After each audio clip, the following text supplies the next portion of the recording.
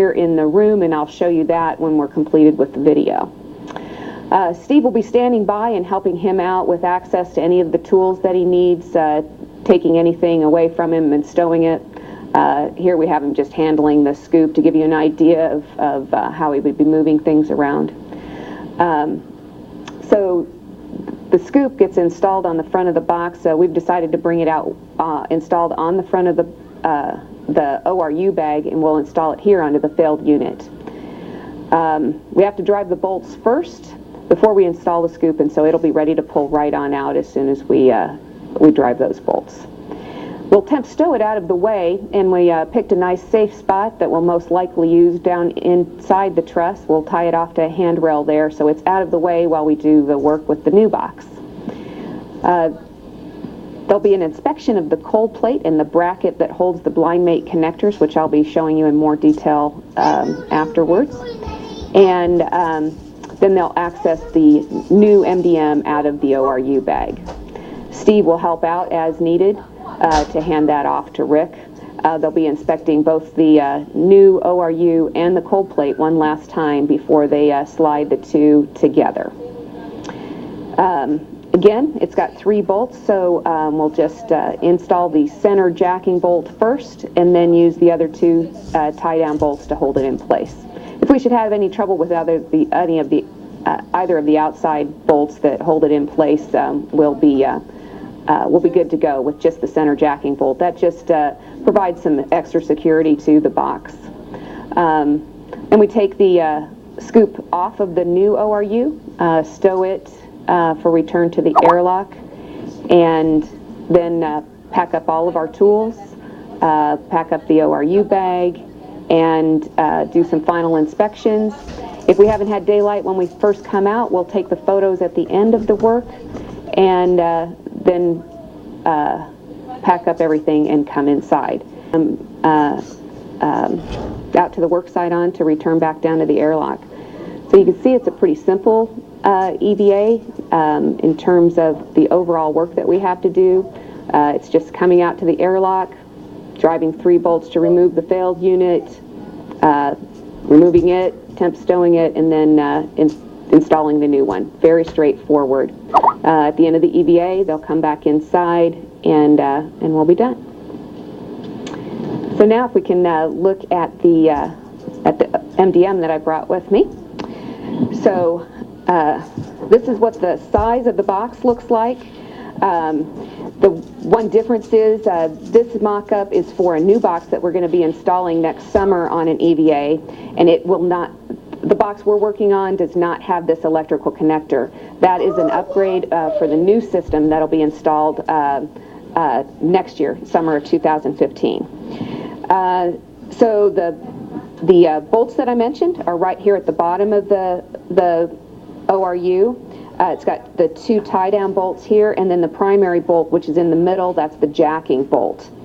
So in order to remove it, you release the 2 outside fasteners first, and then drive the bolt in the primary bolt. And what that does is you drive that bolt out, it screws the box just a little bit, and it'll slowly drive the box out. And then once it's free, they can pull it out of the work site. I'm going to set this here for just a moment to talk to you about what the work site looks a little bit like. This is one of the plastic mock-ups that we have from the Neutral Buoyancy Laboratory, so it's not exactly flight-like, but it does give you an idea of how the installation works. So when you look at the installation bracket, the blind mate connectors will be inside this bracket here. And those will mate with the ones that are on the back side of the MDM. So the MDM has mating connectors, electrical and power and data, in the back of it. The cold plate that it's mounted to is right down here, and then it has these 3 wedge locks that are at the back of it. And the way it works is when you slide the 2 together, you can see there's pins that are on the ORU that go into the slots right here. There's 4 pins that'll just slide into those slots. And then as the 2 come together, the wedges that are on the cold plate interface with the wedges that are on the bottom side of the ORU. So this is actually a wedge, And then as you put the two together, the 4 pins go into the slots, you put the two together, and then the wedges come together in the back. As you drive the bolt, when it gets to the wedges drive next to each other to put a nice preload onto the bottom of the box, so it's very firmly mated to the cold plate, so that it gets good cooling. With all the electronics in the box, there's quite a bit of heating that builds up there, and we need to make sure that it's got good thermal conductivity with the cold plate on the box. And welcome back inside Mission Control Houston. That again, a walkthrough of today's EVA task by Lead EVA Officer Glenda Brown, who's inside the room now, overseeing the EVA team that will support this spacewalk today. Back inside of the Quest airlock, you can see Expedition 39 Commander Koichi Wakata standing there. He's holding on to one of the safer units, or the simplified aid for EVA rescue. It's a small jetpack-like device, if you will, that attaches to the very bottom of the astronaut's portable life support system, or the backpack part of their spacesuits. It is their secondary mode for if they were to become detached or untethered from the International Space Station at any time. It can be used to reorient the astronauts in case they were in a tumble or anything of that nature, and then get them back safely to the station structure. Basically a life vest for these spacewalking astronauts, but they'll be tethered at multiple points throughout the spacewalk to ensure they're always attached to the structure and aren't in any danger of floating away. Wakata getting the safer ready for attaching to the back of Rick Mastracchio's suit. He's again in the suit with the red stripes, will be EV1.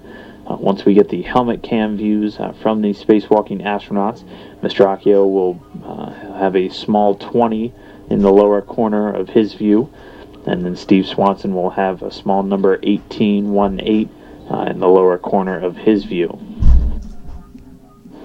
Just under 5 minutes from now, the expected go for depress. It may be delayed slightly. The crew a few minutes behind their task today, but we'll continue to work forward towards it. The expected start time of the spacewalk today was 8:20 a.m. Central Time. That may or may not be pushed back a few minutes, but we'll see if the crew, as they continue to work along. Again, the spacewalk very short today, an elapsed time expected of only 2.5 hours with just the main MDM swap task on the list, and then the secondary get-ahead task of cutting a lanyard on one of the secondary power and distribution assembly doors. Again, Wakata affixing that safer unit to the back of Mastracchio's suit right now. He'll be working from inside the International Space Station to provide any support necessary to the spacewalking astronauts.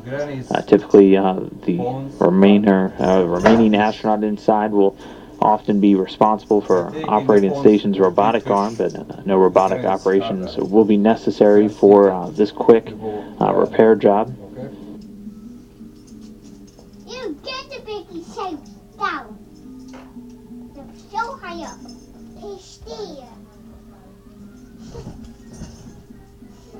Yay, Koichi doing stuff. Yay.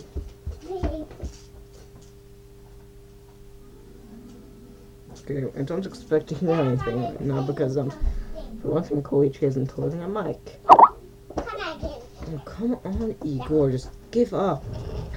Hey, Igor, stop messaging me. I emailed NASA and I got a response. Igen, most figyeljedik, azt mondta, hogy Igor, küldött NASA-nak egy e-mailt, és visszaüzentek, hogy túl magas volt az űrben. Nagy.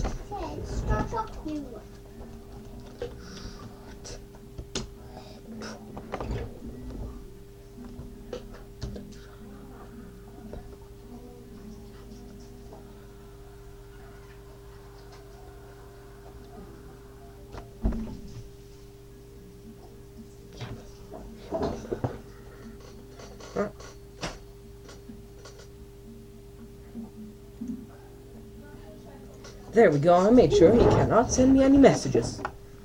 'Cause he's Again, annoying. Expedition